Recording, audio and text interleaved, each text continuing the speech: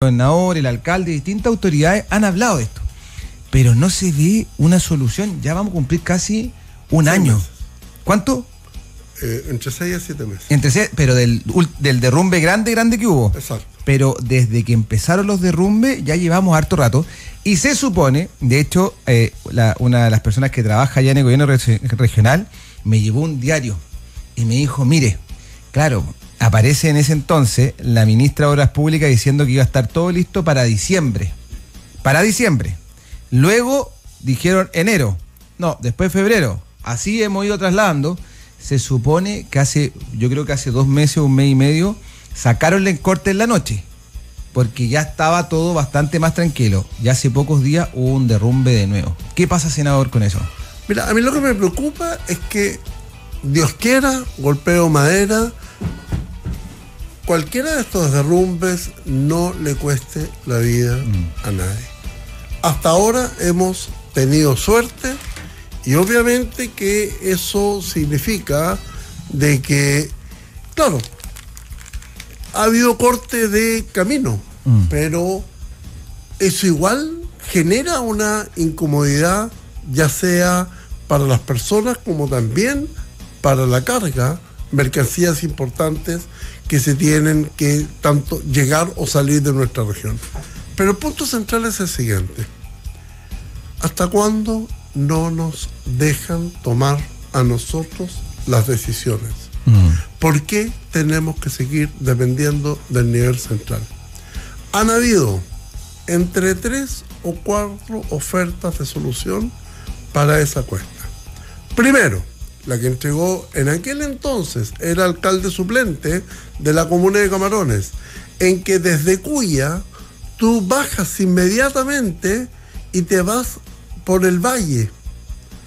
Perfecto. Y de esa ruta se divide en 3 tercios. Hay un camino que está enrolado ya por parte de Vialidad, hay un camino que pertenece a Aristía, que lo entregó para generar conectividad a disposición, y hay un tercer camino que es fiscal, significa no enrolado. Por lo tanto, si es tanta la complicación de meter recursos en el camino de Aristía, bueno, expropienlo. Claro. Si que nos cuesta expropiar. Pero tengamos la alternativa, pues. Pero no puede sacrificar a toda una región. Luego vino el gobernador regional recién asumiendo, la gobernadora suplente lo había manifestado, que necesita el MOP para dar solución, y había disposición de recursos por parte del gobierno regional para que se tomaran las mejores decisiones. Muchas gracias, no, vamos a seguir viéndolo sectorialmente, y ahí aparece la ministra y dice, no, vamos a hacer otra vía, que supuestamente ya no es a la altura del valle, sino que la vía sería subir a donde está la cuesta de Camarones y posteriormente bajar, y por lo tanto se iban a hacer trabajos de manera paralela. Bueno, hoy día no tenemos el camino por el valle, se nos derrumba cada cierto tiempo el camino central, y tampoco tenemos ninguna alternativa con respecto al camino que había ofrecido la señora ministra de Obras Públicas. Con ese nivel de eficiencia, obviamente que esto va a terminar siendo responsabilidad de un nuevo gobierno, ¿no? Oye, y ahí es bien complejo, porque por ejemplo ahora viene la Tirana, que son muchos los ariqueños que van y todo. ¿Y qué va a pasar si es que hay alguna víctima fatal porque se supone, y esto es lo que nos decían de hecho ahí de Senapred, es que el último derrumbo que se provocó ahora, casi nos lleva a cero? O sea, hay que hacer todo de nuevo. Se han gastado ya 7.000 millones de pesos, si es que no me equivoco, desde el Ministerio de Obras Públicas. Solución a largo plazo, ninguna hasta el momento, y solución a corto plazo, tampoco. ¿Qué se puede hacer, senador, para seguir metiendo presión? Porque esto es responsabilidad del gobierno central. Esta es responsabilidad del Ministerio de Obras Públicas. Se le han ofrecido la ayuda por parte de las autoridades, se le han ofrecido financiamiento por parte de las autoridades, pero ellos insisten en que ellos son los que tienen que hacerlo, pero no lo hacen. ¿Qué se puede hacer ahí, senador?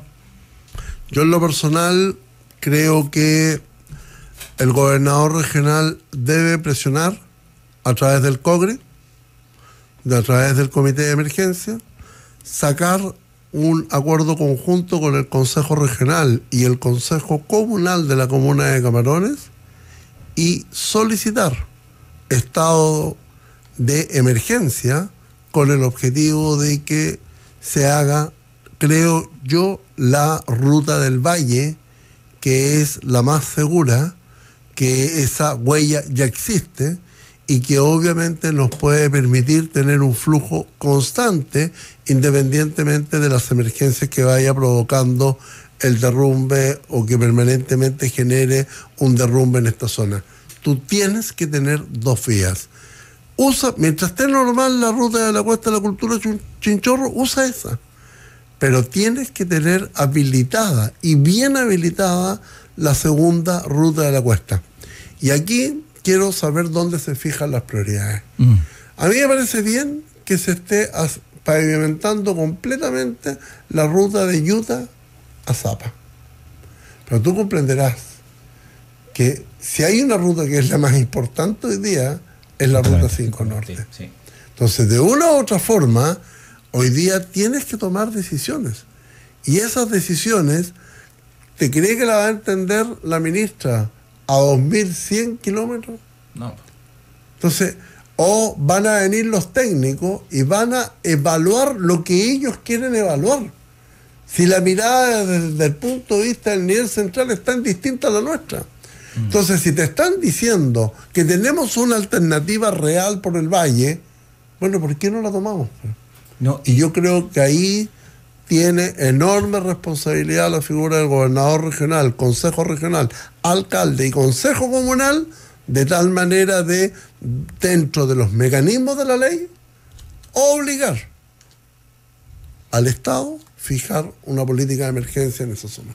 Ahí una cosa, de hecho me acuerdo yo cuando la ministra lo dijo, que esta vía alternativa dijo no, las vías alternativas tienen que cumplir los estándares del MOP. Y para cumplir los estándares del MOP se necesitan 5 años para poder habilitar esa vía. Entonces ella decía, es imposible esa vía. Claro, se entiende que hoy día estamos en una emergencia. Esto es una emergencia.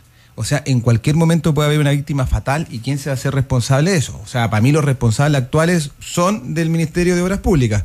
No serían otros, porque no se ha entregado ninguna solución definitiva. Todas las soluciones que se han entregado han sido malos parches, porque no han sido parches, han sido malos parches.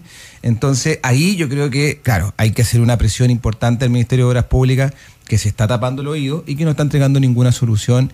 Y de hecho, la gente de Camarones lo está pasando bastante mal. El alcalde ha insistido, no se le escucha. De hecho, se da hartas autoridades, de hecho, de este gobierno, que también están muy molestas, pero poco o nada no están tomando en cuenta en el MOP en Santiago. Oiga, senador, le quiero llevar a otro tema.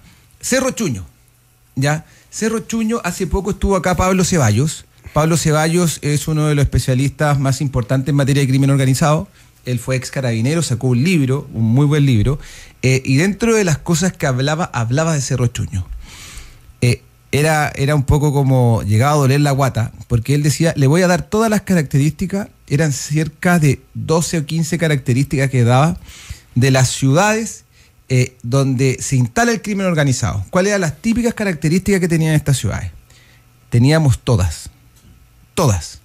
O sea, decía, siempre se instalan en zonas donde tengan puertos, siempre se instalan en zonas fronterizas, siempre se instalan donde hayan cierto espacio donde el Estado no llega, donde haya abandonado, etcétera, como Cerro Chuño. Empezaba a dar ciertas características. Siempre se instalan donde las cárceles están completamente sobrepobladas. Siempre se instalan, empezaba a dar 15 características, todas las cumplíamos nosotros como región.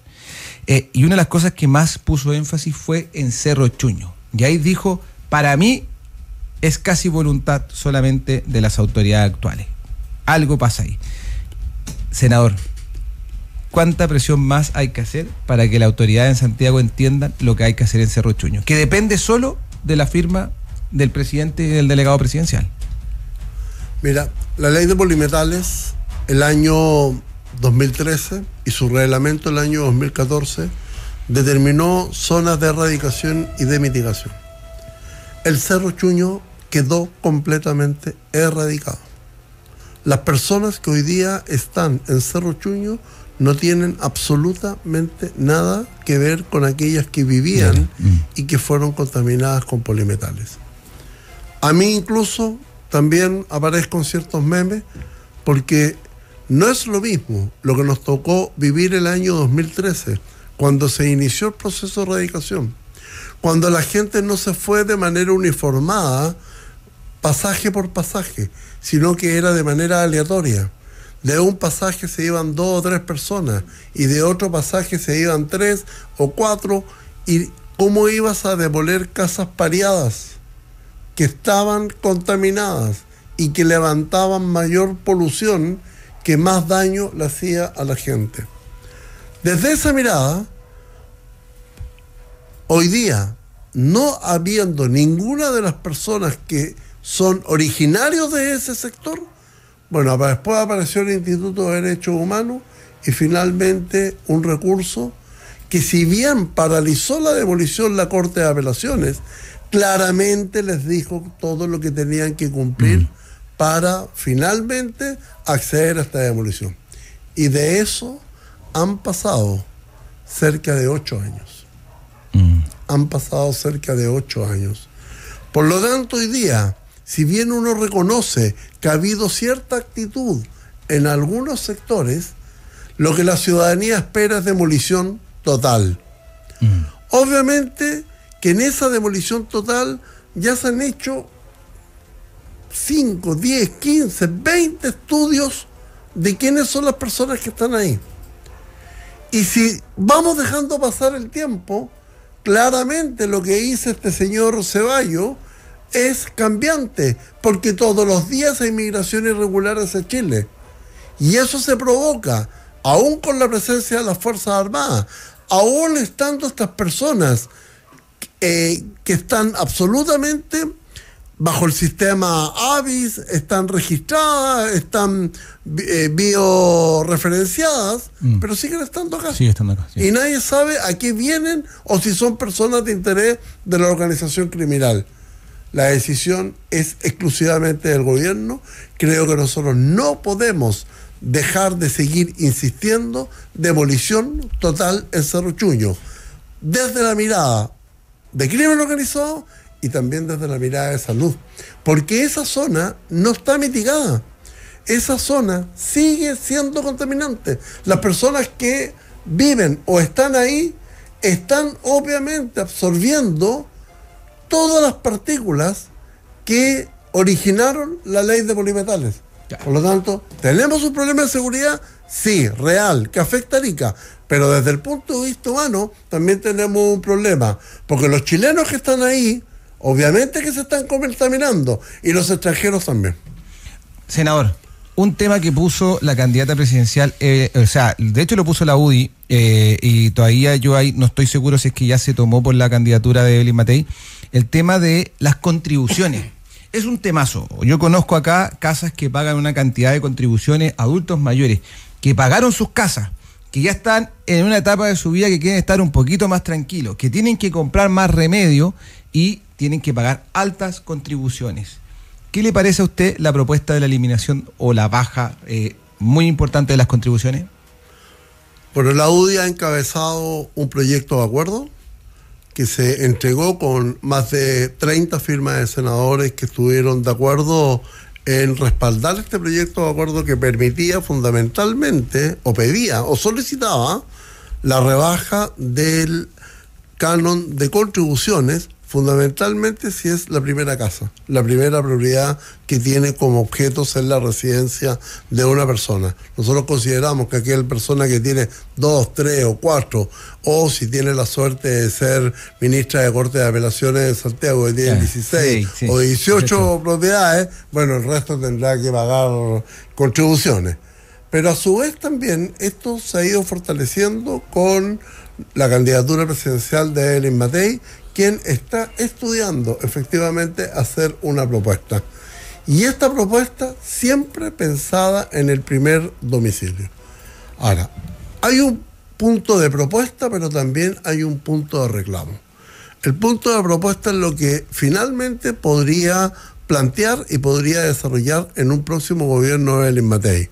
Pero el punto de reclamo es que tú no puedes hacer un reavalúo fiscal con objeto estallido social solo en una comuna de Chile. Porque Santiago no es Chile, pues. El estallido social afectó todos los centros de cada una de las ciudades del país. Si es cosa de ir a 21 de mayo.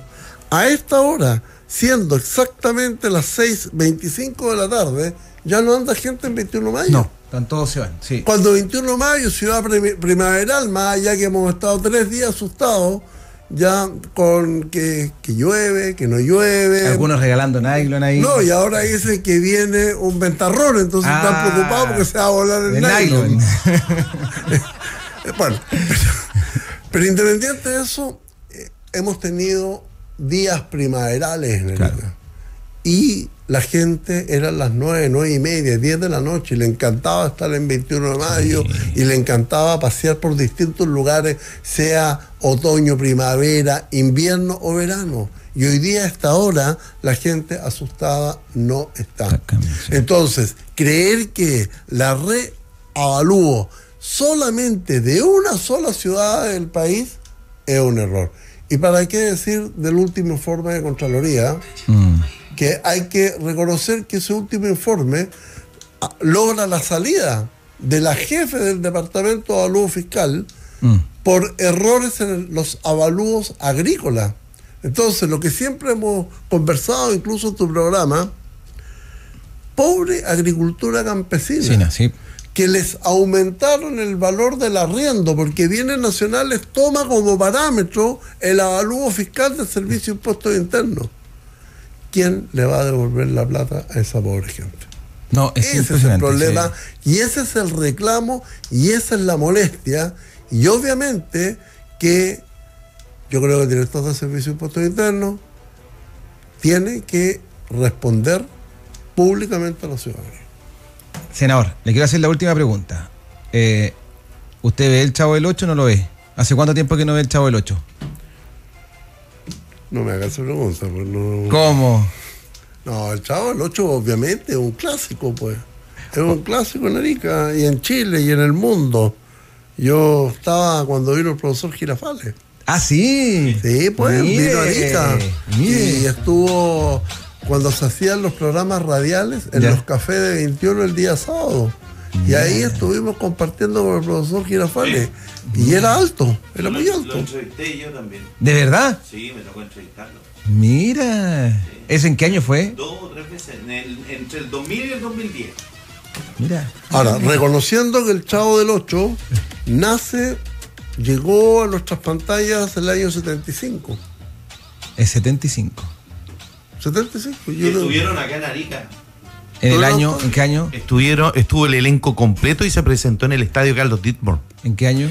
Eso tiene que haber sido en el 79, bueno, aparte 80, por ahí. La pregunta va por otro lado, pero aparte dicen que acá es donde se empiezan a originar los conflictos dentro del Chavo del 8. Así que Arica es una ciudad de conflicto. Oiga, senador, ¿por qué le pregunto por el Chavo del 8? La bonita vecindad acá.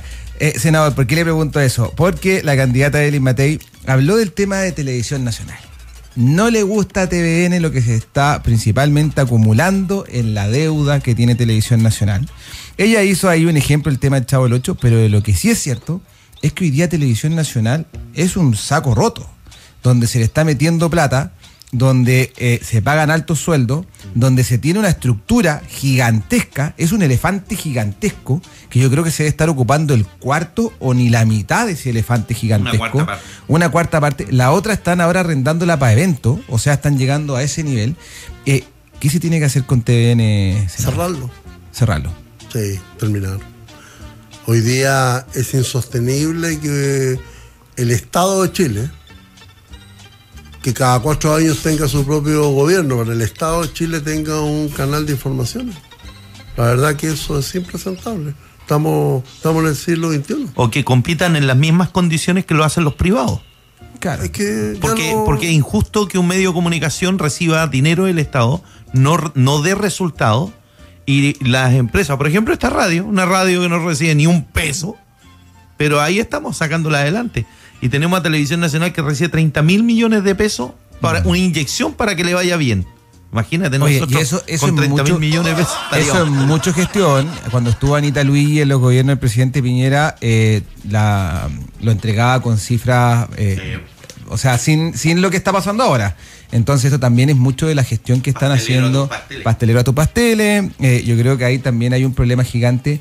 Y claro, uno ve que al final es un saco roto donde se destina plata y donde la verdad es que yo creo que no está teniendo la retribución que necesita la sociedad, ni siquiera en calidad en términos periodísticos, porque no es superior tampoco ni la calidad a los otros medios, en nada. Así que en ese sentido yo creo que estamos bastante al debe con Televisión Nacional y con toda la plata que se le está dando. Yo creo, Sebastián, que no da para más. Así como se cerró el Diario de la Nación, así como se cerró Radio Nacional de Chile, ¿ya? Y obviamente que se tiene que cerrar Televisión Nacional o vender todo y vendrán capitales extranjeros.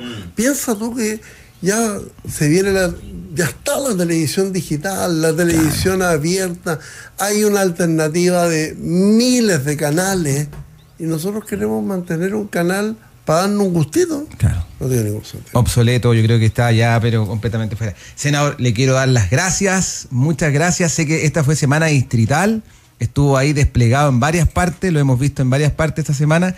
Ya la próxima semana ahí vuelve al Congreso. Yo creo que ahí es importante también para hacer contacto, para seguir comunicando a las personas lo que se está haciendo a nivel legislativo. Muchas gracias, senador. Muchas gracias, Sebastián, y a Radio Estación siempre por la oportunidad de poder conversar los temas que le importan a los ariqueños. Oye, vamos a un temita musical, Tian, y volvemos.